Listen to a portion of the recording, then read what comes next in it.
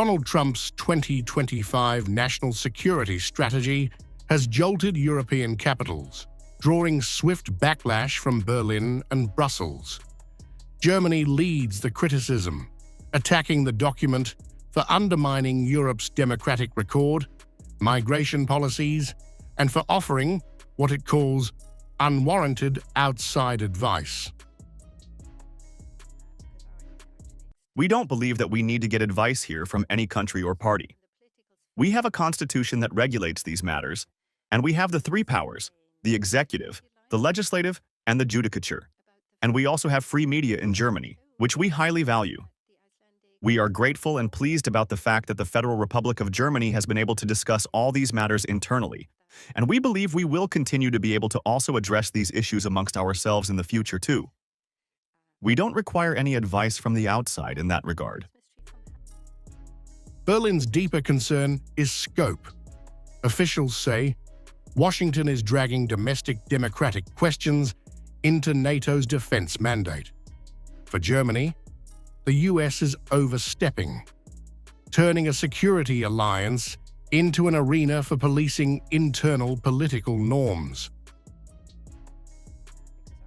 The United States will remain our most important ally in the NATO alliance. However, this alliance is focusing on addressing security and defense political issues. It is an alliance of countries sharing the same values. Germany's stance is clear. NATO is about collective defense, not ideological scorekeeping.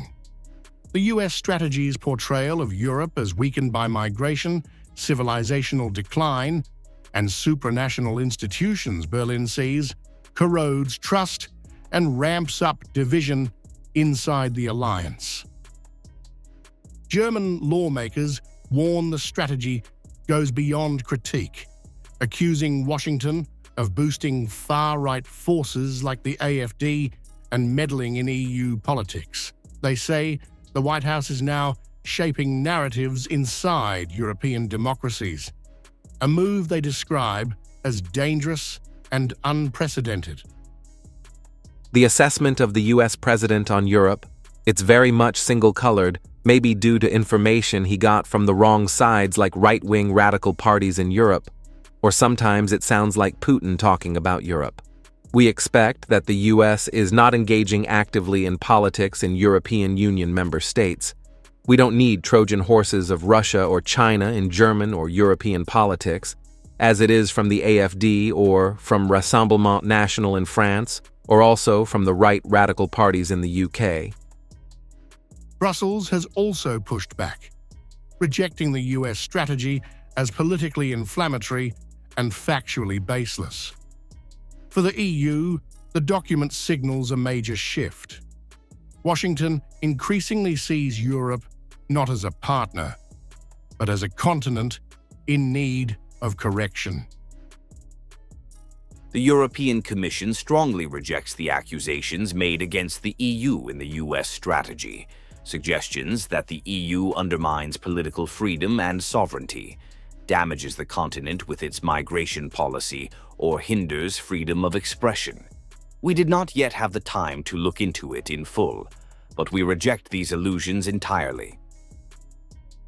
As statements harden on both sides, the transatlantic relationship is entering one of its most strained periods, and Germany, Europe's central power, is drawing a firm line. It will not let Washington redefine its democratic model.